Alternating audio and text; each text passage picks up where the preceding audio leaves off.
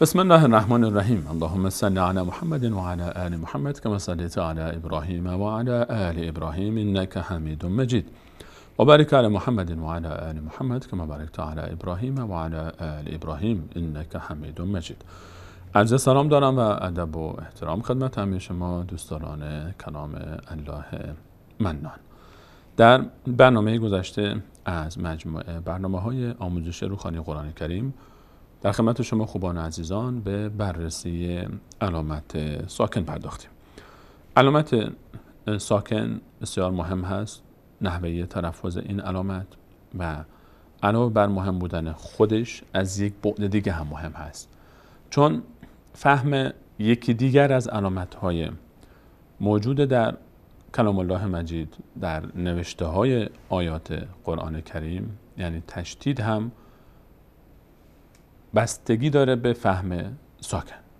به همین خاطر چون در برنامه امروز قصد داریم به همراه شما عزیزان درباره علامت تشدید صحبت بکنیم، به همین خاطر یک بار دیگه درباره ساکن صحبت خواهیم کرد.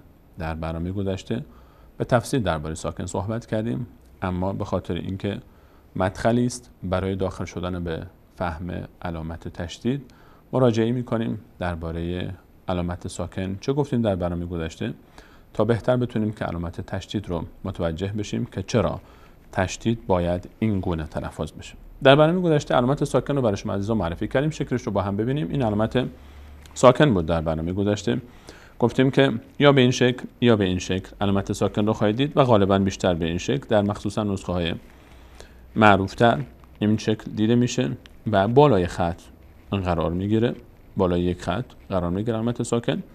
و خلاصه کردیم گفتیم که علامت ساکن همونطوری که از اسمش معلوم است، ساکن یا سکون، نشانه از عدم تحرک داره. اصلا ساکن یک شی ساکن یعنی چی؟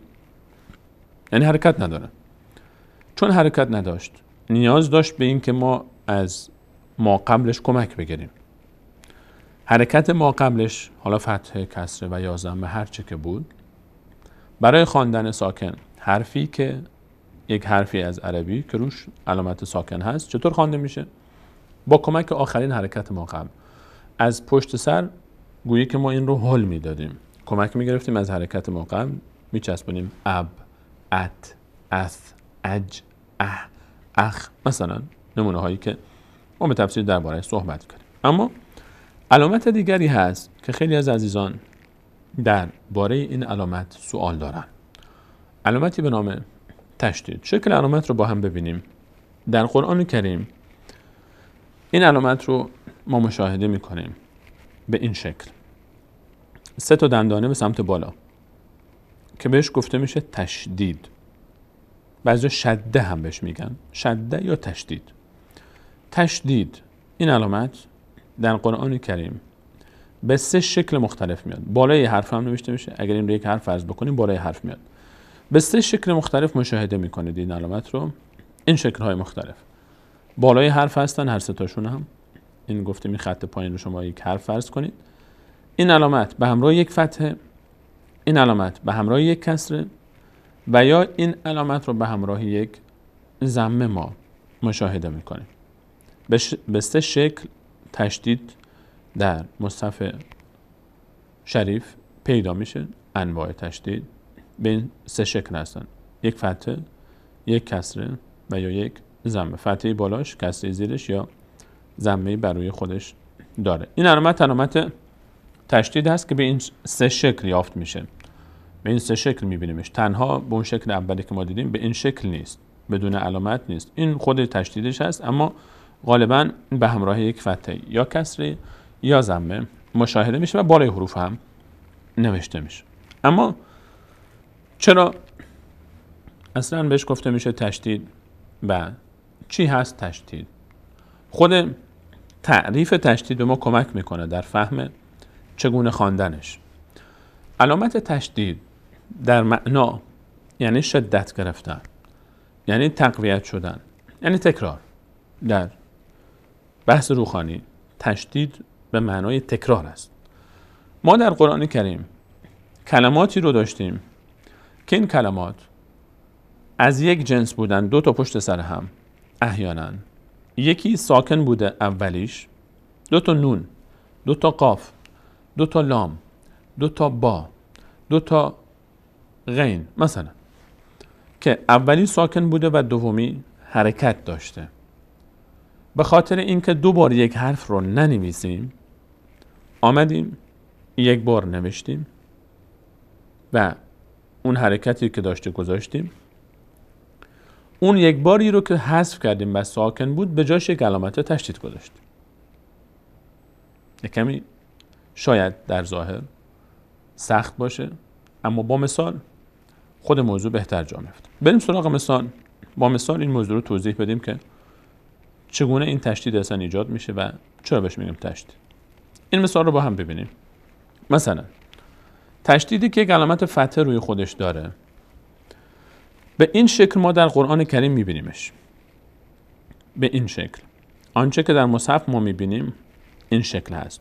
یک الف داریم ا، یک نون داریم که روش یک علامت تشدید هست با یک فتحه. یک نون علامت تشدید و یک فتحه. این رو چطور بخوانیم؟ ببینیم که اصل این چطور بوده. اصلش رو که فهمیدیم بهتر میتونیم بخوانیمش. ما در اصل همچین کلمه‌ای داشتیم سمت راست. ما کلمه‌ای داشتیم به این شکل. ان نه. یک الف داشتیم ساکن، 2 تا نون داشتیم. نون اول ساکن بود. نون دوم حرکت داشت. فتحه. به جای اینکه به خاطر اینکه ما 2 تا نون رو هر 2 تا رو ننویسیم، آمدیم اولی که ساکن بود حذف کردیم، این رو ننوشتیم. اینجا ببینیم یک نون بیشتر نیست. یک نونیه که فتحه‌ای هم داشته بالای خودش. همین نونی که فتحه داشت سر جاش هست اینجا هنوز. فرق این و این تعبیر سمت راست و سمت چپ یکی رو داشت. نوشتنشون چه فرقی داره؟ ما اینجا یک نون ساکن داریم که اینجا نمیبینیمش. این نون ساکن رو حذف کردیم. نونی که فتحه داشت سر جای خودش هست. به جای اینکه این نون رو دوباره بنویسیم، یک علامت تشدید گذاشتیم زیر فتحه اینجا. این علامت تشدید اینجاست. این علامت تشدید دلالت میکنه بر آن نون ساکنی که حذف شده. یا به تعبیر ساده تر، ما 2 تا حرف داشتیم از یک جنس، 2 تا نون، 2 تا سین مثلا در مثال پایین، 2 تا فا مثال پایین ترش، 2 تا میم در مثال پایین تر. یکی اولی ساکن، دومی حرکت داره. الان هر 4 تا مثالی که ما اینجا میبینیم، 2 تا حرف، 2 تا نون، 2 تا سین، 2 تا ف، 2 تا میم، اینجا اولی ساکنه، دومی حرکت داره. حالا این حرکت میتونه فتحه باشه، میتونه کسری یا ضمه باشه. اینجا مثال های فتحهش هست، مثال ضمه و کسرش هم میاد. ما برای آسان تر نوشته شدن، برای اینکه تکراری در نوشته نداشته باشیم، اولی که ساکن حذف میکنیم، حذف کردیم، دومی رو نگه داشتیم با همون علامتی که داره فتحش. برای اینکه نشان بدیم یک چیزی حذف شده که ساکن بوده، یک علامت تشدید گذاشتیم. پس هر جا تشدیدی دیدیم روی هر حرفی، الان اینجا تشدید روی نون یعنی اینکه در اصل 2 تا نون داشتیم. یک نون اولی ساکن و نون دوم یک حرکت داشته. کن حرکت رو ما همیشه همراه تشدید داریم، یا فتحه یا کسری یا ضمه. به همین خاطر برای خواندن تشدید ما اون حرفی رو که روی او تشدید هست 2 بار میخوانیم. اینجا روی نون تشدید هست، نون رو 2 بار میخوانیم. اینجا روی سین تشدید هست، سین رو 2 بار میخوانیم. اینجا روی ف تشدید هست، ف رو 2 بار میخوانیم. چرا؟ چون در اصل 2 بار بوده. 2 تا ف داشتیم، 2 تا سین داشتیم، 2 تا نون داشتیم. اولی ساکن، دومی حرکت دار. مثال رو با هم ببینیم. ان نه، در اصل این بوده ان نه، 2 تا نون اولی ساکن، دومی فتحه داشته. ان نه، مس س، کف ف، ثم م. اصلشون اینطور بوده. برای پرهیز از تکرار 2 تا حرف نوشتنش پشت سر هم، اولی رو حذف کردیم، دومی سر جاش هست، یک علامت تشدید گذاشتیم فقط. ان نه شد این. ان نه، مس س، کف ف، ثم م. انشاءالله که عزیزان روی این دقت کرده باشن. پس تشدید رو با این مثال بهتر جا افتاد. تشدید در اصل 2 تا حرف از یک جنس کنار هم قرار گرفتن. اولی ساکن بوده، دومی حرکت داشته. حالا حرکت فتحه، کسره یا ضمه، هرچی. اولی رو حذف کردیم، دومی سر جاش هست هنوز. برای اینکه نشون بدیم یک چیزی حذف شده، یک علامت تشدید گذاشتیم. این علامت تشدید نشان از این داره که این حرفی که روش تشدید هست در اصل دو تا بوده، اولی ساکن. شما که میخواید بخونی اول باید اون ساکن رو بخونی، یعنی حرف ماقبل رو میچسبونی به این حرف به صورت ساکن. دوم باز دوباره همین حرف رو با اون علامتی که داره میخونیم. بریم سراغ مثال بعدی. این مثال تشدید با کسره هست. همون حکایت اینجا تکرار میشه، فقط فرقش اینه که اینجا حرف دوم کسره داشته. رب ب. ما همچین کلمه‌ای داشتیم، دو تا ب بوده پشت سر هم، اولی ساکن دومی کسره داشت. اولی رو حذف کردیم، دومی با کسرهش سر جاش محفوظه. این ب کسره در تشدید اینجا زیر تشدید نوشته میشه احیانا، بعضی جاها زیر خود حرف مینویسن. این کسره که زیر ب بود الان زیر تشدید رفته، بازم اینجا کسره است، این فتحه نیست چون زیر تشدیده. اگه بالای تشدید بود میشد فتحه، وقتی زیر تشدید نوشته میشه دیگه کسره است. کسره زیر تشدید، فتحه بالای تشدید. شما نگاه نکنید که زیر حرف اینجا کسره، اصلش باید زیر حرف باشه مثل اینجا ب. اما وقتی که تشدید میاد به خاطر اینکه کنار هم نوشته بشن زیر حرف، بعضی از مصحف‌ها هنوز هم کسره رو زیر حرف می‌نویسن، زیر تشدید نمی‌نویسن، اما غالبا زیر تشدید نوشته میشه ولو اینکه بالای حرف هم باشه. اینجا کسره است، این کسره سر جاشه، ب با کسرش، این ب اینم کسرش. ب اول حذف شد، به جاش یک تشدید گذاشتیم. به همین خاطر در هنگام خواندن تشدید دو بار می‌خوانیم. یک بار ر رو میچسبونیم به ب که ساکن بوده اینجا و حذفش کردیم. رب، یک بارم با اون کسره‌ای که هست هنوز ب، رب ب، رب ب. کل ل، کل ل، دو بار میخونده شد، درسته؟ اصلش این بود دیگه. الان این رو ما چطور میخوانیم کل رو؟ در قرآن ما این رو نمیبینیم، سمت راستی ها نیستن. اینها رو من خاطر نوشتم تا متوجه بشیم که اصلش چی بوده و چرا اینطور نوشته میشه. دو تا لام بوده، اولی ساکن دومی حرکت داشته. برای آسان تر نوشته شدن و پرهیز از تکرار لام اول رو حذف کردیم، لام دوم سر جاشه. برای اینکه نشون بدیم یک چیزی حذف شده، یک تشدید اینجا روی لام گذاشتیم تا متوجه بشیم که این دو تا لامه. هر جا تشدید دیدیم اون حرف دو بار خوانده میشه، یک بار با حرف ما قبل، یک بار با حرکتی که خودش داره، کل ل. پس یک بار دیگه دقت بکنین عزیزان، هر جا که تشدید دیدیم، قاعده خواندن تشدید، یک بار به همراه حرکت ما قبل به صورت ساکن کل، یک بارم به همراه حرکتی که خود لام داره ل. کل ل. شر ر که اینجا هم همونطور خوانده میشه، شر ر. فصل ل، فصل ل. این نمونه تشدید به همراه کسره. بریم به سراغ تشدید به همراه ضمه. تشدید به همراه ضمه، تشدیدی وقتی روش ضمه بیاد، بازم حکایت همون حکایت، فقط فرقش اینه که اینجا علامت ضمه است به جای کسر و فتحه. اما حکایت همون حکایت، دو تا حرف از یک جنس، اولی ساکن دومی حرکت داره. برای ساده تر نوشته شدن حرف اول که ساکن بود رو حذف کردیم، حرف دوم با ضمه‌اش سر جای خودش باقی است، اینجا یا و ضمه‌اش. این تشدید رو که اینجا گذاشتیم دلالت میکنه بر حذف اون یای ساکن. به همین خاطر همیشه تشدید دو بار خوانده میشه، یک بار با حرکت ما قبل ای به صورت ساکن ای تا این ساکن رو بخونیم ای، یک بارم اون حرف دومی با حرکتی که داشته یو ای یو ای یو، ضمه سر جاش. اینجا یا فر، یک بار ف میچسبه به را به صورت ساکن، یک بارم با ضمه خونده میشه یا فر رو، یا فر رو، چون در اصل همین گونه بوده یا فر رو.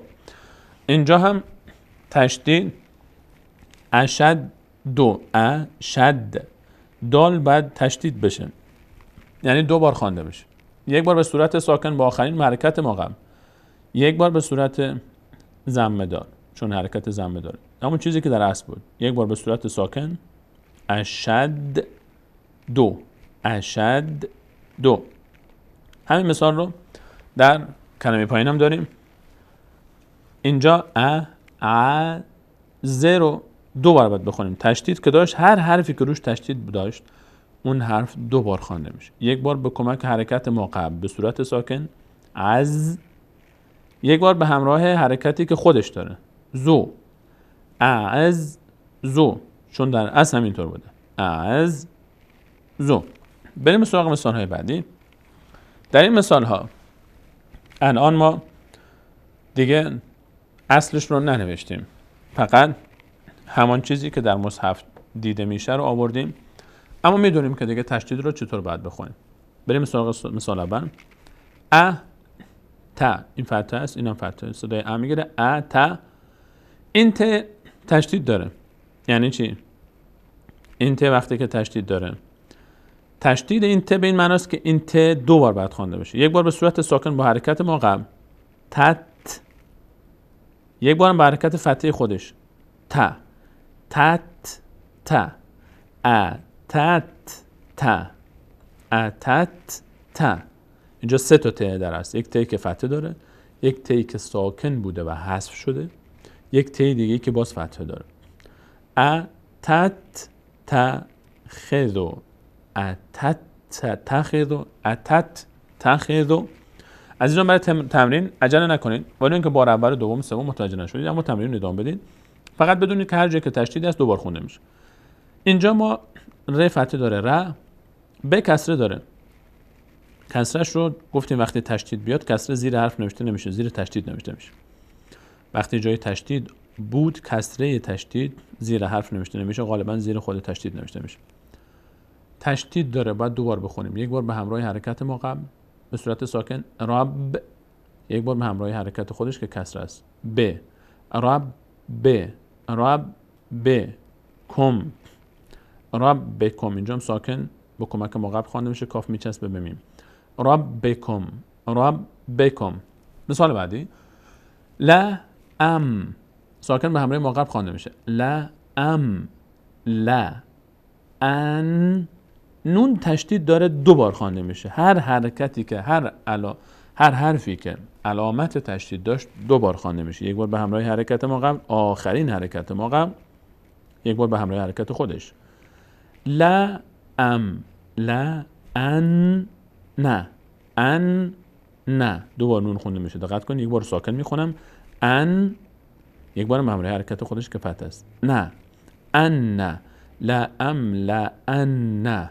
مثال بعدی. یا حظ، حظ، واد 2 بار خوانده میشه. یک بار به حرکت ما قبل حظ به صورت ساکن، حظ، یک بار مضمه خودش ضو، یا حظ ضو، یا حظ ضو، یا حظ ضو، یا حظ ضو. مثال بعدی.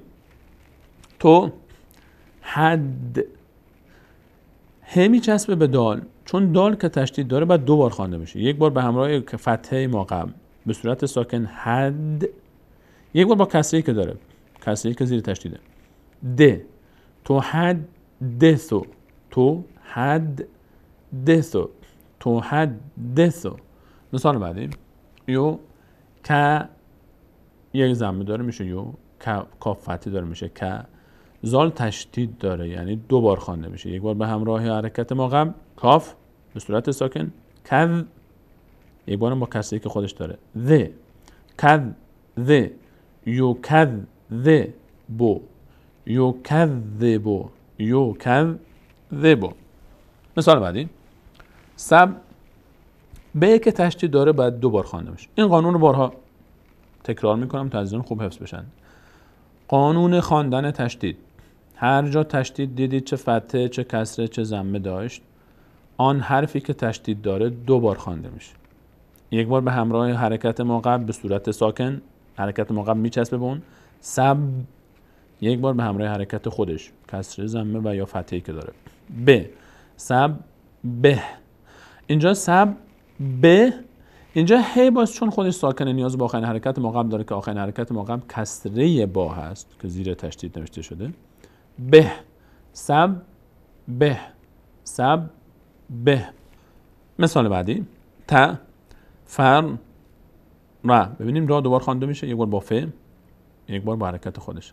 فر را، فر را، تفر راقا، تفر راقا. مثال بعد.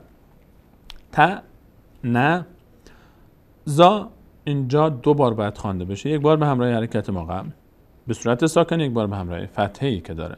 تا نز ز، تنز زلو، تنز زلو. مثال بعد.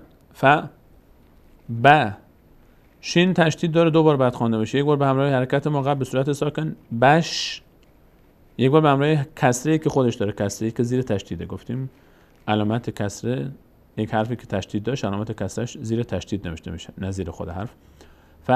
بش شه، بش شین الان دوبار خوانده شد، یک بار با ب، بش یک بار خودش با کسره خودش، شه بش بش شر. اینجا ر ساکن داشت، علامت ساکنش رو از پیش ما افتاده، یک علامت ساکن اینجا هست. بش شر چون ر ساکن هست باز شین میچسبه به را، علامت ساکنش افتاده. بش شر هم، بش شر هم. مثال بعدی زو به جت، زو به جت، زو و حرکت واو اینجا دوبار خوانده میشه، یک بار به همراه ضمه واو، ضمه ببخشید زا، زو یک بار به همراه کسره خودش، زو به جت، زو به جت. مثال بعدی تا نف ف دوبار خوانده میشه، یک بار به همراه نون به صورت ساکن، نف یک بار به همراه فتح خودش، ف تنف فسه، تنف فسه. بریم سراغ مثال های بعدی تا بهتر جا بیفته این تمرین تشدید ما. او تا تشدید داره دو بار میخونیم، یک بار با عین ما قبل به صورت ساکن اوت، یک بار با کسره خودش ت، لت ت هم که میچسبه به فتحه لام، اوت تلت، اوت تلت، اوت تلت. را فتحه داره، را کاف تشدید داره، فتحه هم داره. تشدید یک بار به همراه ما قبل خوانده میشه به صورت ساکن، یعنی کاف رو بعد یک بار با را بخونیم، را رو بچسبونیم به کاف به صورت ساکن، رک یک بار با فتحی که خودش داره، ک رک ک، بک کاف میچسبه اینجا به ما قبلش، به میچسبه به کاف، بک رک کبک، رک کبک. یا ذو نون تشدید داره، یک بار به همراه ما قبل خوانده میشه به صورت ساکن، ظن یک بارم با ضمه خودش، نو ظنو، یا ظنو، یظنو، یا ظنو. ثو واو تشدید داره، کسره هم داره، یک بار به همراه ما قبل خوانده میشه، ثو ثو یک بار با کسره خودش، و ثو و با، ثو و با، ثو و با، ثو و با. مثال بعد ا زا تشدید داره، یک بار به همراه ما قبل بعد خوانده میشه، یک بار با ضمه خودش، اعزو، اعزو. سب با ها با دوبار خوانده میشه، یک بار با سین سب، یک بار با فتحش با، سب با ها، سب بها، سب بها، سب بها. دال هم دوبار خوانده میشه، یک بار به همراه ما قبلش به صورت ساکن قد، یک بار با فتحش دا، قد دا را، قد درا، قد درا. اینجا هم را دوبار خوانده میشه، را به صورت تشدید دار با فتحه، را چون تشدید داره بعد دوبار خوانده میشه، یک بار با همراه آخرین حرکت ما قبل که فتحه غین است، غر به صورت ساکن، غر یک بار با فتحه خودش، را غر رکا، غر رکا. مثال بعدی رب بو با دوبار خوانده میشه، یک بار با را یک بار با ضمه خودش، رب بو هم، رب هم. اینجا زال دوبار خوانده میشه، یک بار به همراه کاف، یک بار تنهایی با فتحه خودش، کذ کذ ذ اولی ساکنه، کذ زار یک بار ساکن میخونیم به همراه ما قبل، کذ یک بارم حرکت بهش میدیم، کذ ذب، کذ ذب. اینجا رو حتما دیگه الان خودتون میگید که کاف چون تشدید داره باید دوبار خوانده بشه، یک بار به صورت ساکن، چون در اصل یک کاف ساکن بودیم یک کاف فتحه دار. این تشدید یعنی معناش اینه دیگه، گفتیم توضیح دادیم تشدید یعنی این حرف دو تا بوده، اولی ساکن دومی فتحه دار، ساکن رو میچسبونیم به ف، فک، فتحه دار میشه ک، فک کرا، فک کرا. در این مثال هم حتما به من خواهید گفت که صاد دوبار بوده، دو تا صاد بوده، اولی ساکن دومی کسره داشته، دوبار خوانده میشه، یک بار با کمک های ما قبل حس، یک بار با کسره خودش س، حس سلا، حس س لا. اینها نمونه هایی از تشدید بود. عزیزان انشاءالله که موضوع تشدید رو هم کاملا فرا گرفته باشن و انشاءالله که موضوع ساکن و تشدید، ساکن واقعا این حرکت ما قبل خوانده میشه. تشدید یک مرحله جلوتر از ساکنه.